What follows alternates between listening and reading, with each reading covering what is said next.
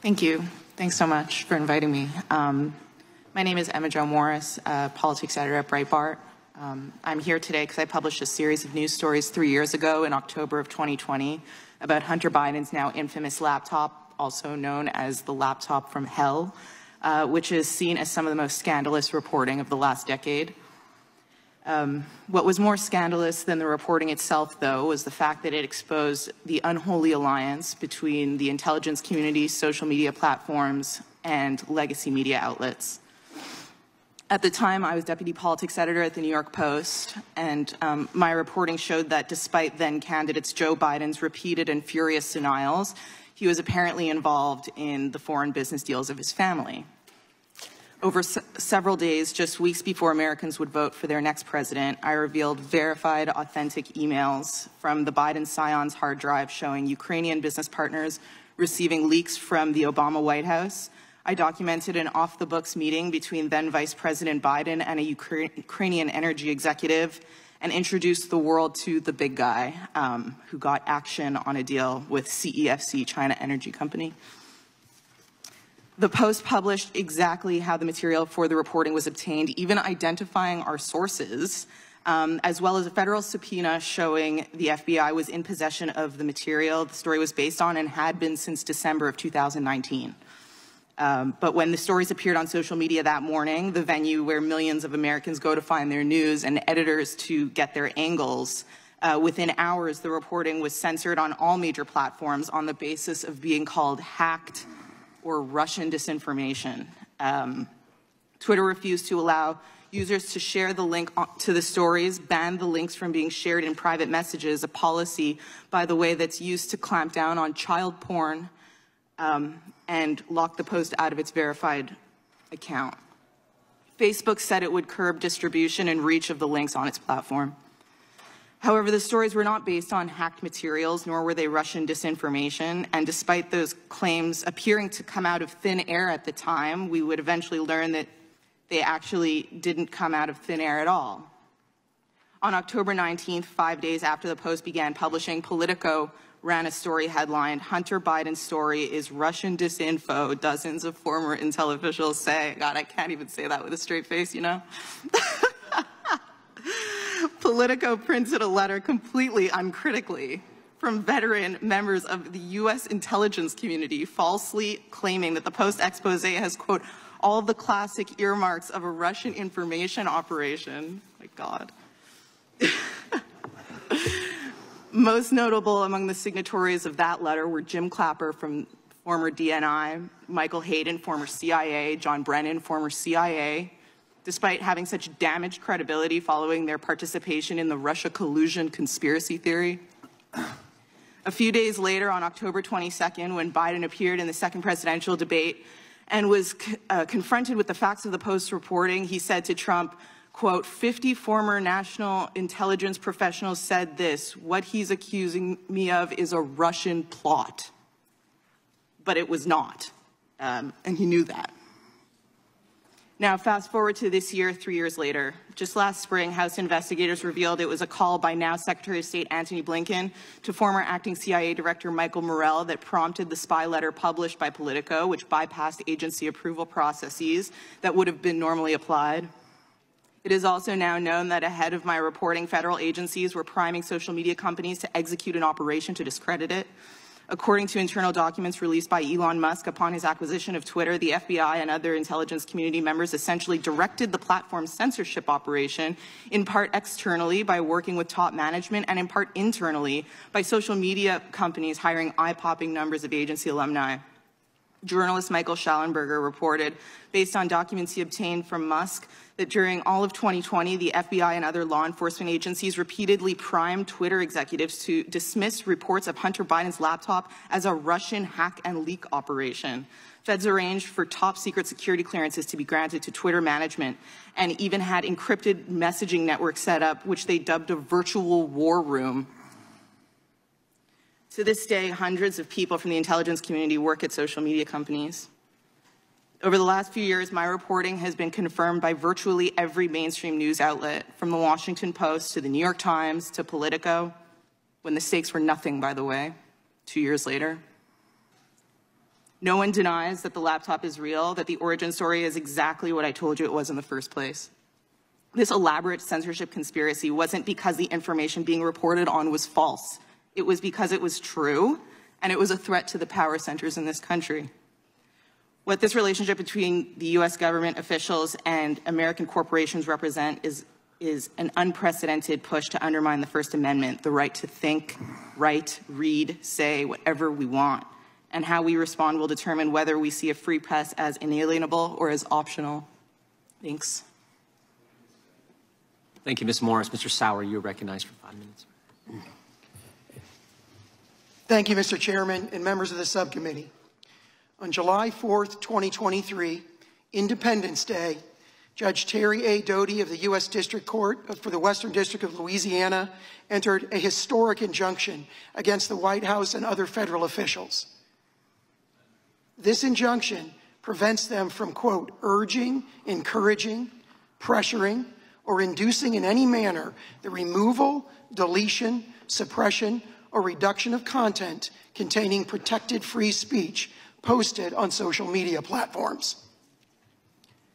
Judge Doty's opinion contains 82 pages of detailed factual findings, supported by 577 citations of the evidence, which is drawn from roughly 20,000 pages of the federal government's own emails and communications with social media platforms and 6 full-length depositions.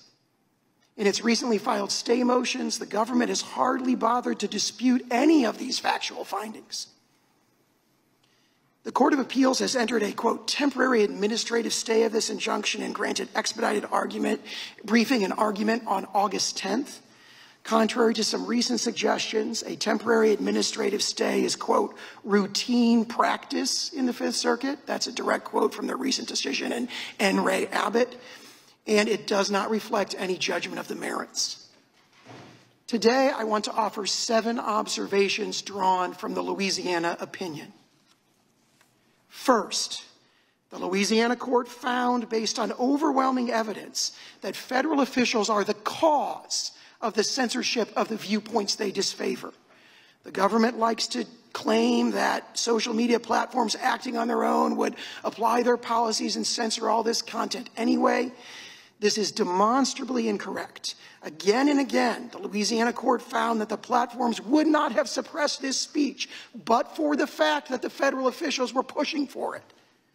The deplatforming of Alex Berenson, the throttling of Tucker Carlson's content, the silencing of the so-called disinformation dozen, which includes Mr. Kennedy, the suppression of much of the so-called borderline, which is, quote, often true content on Facebook's platforms, the censorship of the Hunter Biden laptop story, and much more. All these were suppressed because of the efforts of federal officials.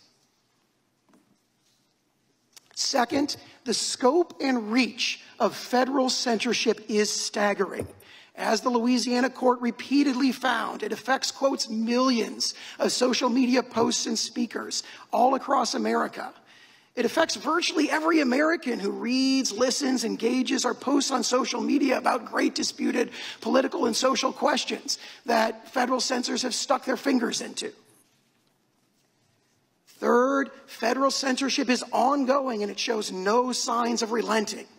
Federal official censorship efforts are in full swing and they're expanding to new frontiers.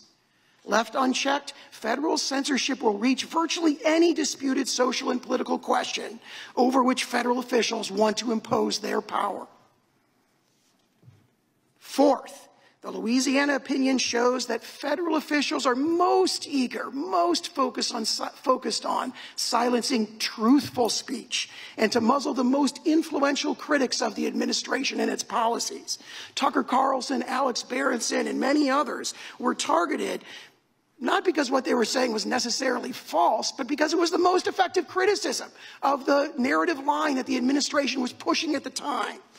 Censorship is not about truth. It is about power, preserving and expanding the power of the censors and the political narratives they prefer. Fifth, federal officials are deeply intertwined with what other witnesses have called the censorship industrial complex. The Louisiana court made very detailed findings about the close connections between many federal officials and that mass surveillance and mass censorship enterprise that calls itself the Election Integrity Partnership and the Virality Project. Not just CISA officials, but White House, State Department, and Surgeon General officials have deep ties to that enterprise. As the Louisiana court found, CISA and the EIP were completely intertwined. Sixth, federal officials don't just dictate the outcomes of specific content moderation decisions. They also directly induce changes to the content moderation policies of major social media platforms to ban disfavored viewpoints in advance. And seventh, the federal censorship enterprise has succeeded in transforming online discourse by rendering entire viewpoints virtually unspeakable on social media, which is the modern public square. This ongoing distortion of the most fundamental American freedom, the right to free speech, is intolerable under the First Amendment. Thank you. Thank you, Mr. Sauer. Ms. Wiley, you're recognized.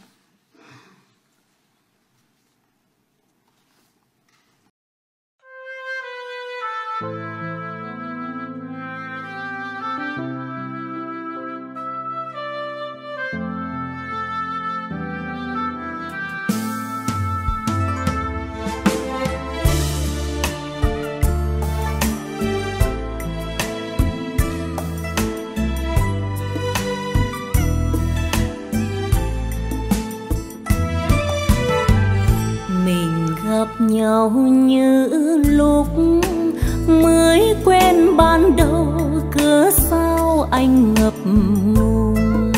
Nhà tôi đơn côi, mời anh ở lại, kể chuyện tha phương chưa lần phai nhớ thương.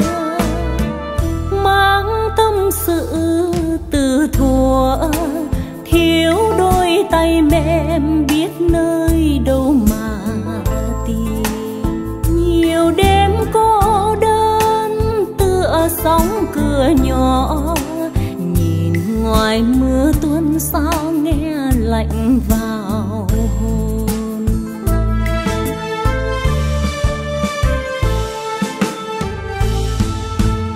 Mấy năm cách biệt chỉ vui đêm nay, chưa với tâm tình của hai chúng mình.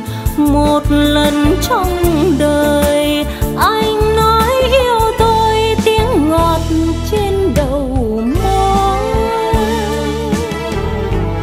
Này bạn thân này hỡi, nếu mai đi rồi nhớ mang theo nụ cười. Còn tôi đêm mơ, còn tôi đợi chờ, thì dù xa xôi tôi vẫn là của người.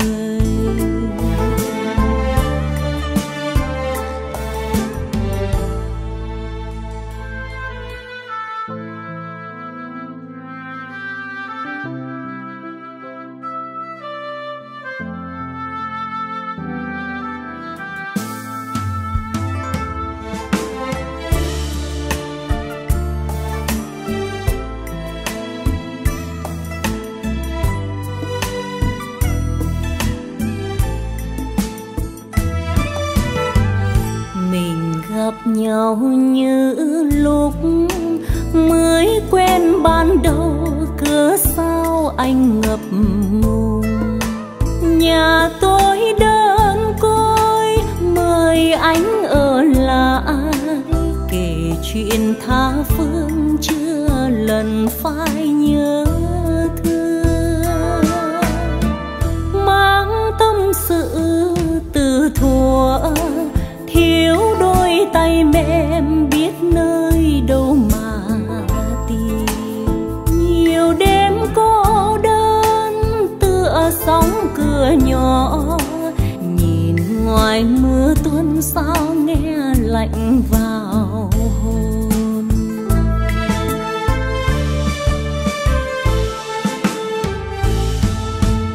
Mấy năm cách biệt chỉ vui đêm nay, chưa với tâm tình của hai chúng mình. Một lần trong đời anh nói yêu tôi, tiếng ngọt trên đầu môi. Này bạn thân này hỡi, nếu mai đi rồi nhớ mang theo nụ cười. Còn tôi đêm mơ, còn tôi đợi chờ, thì dù xa xôi tôi vẫn là của người.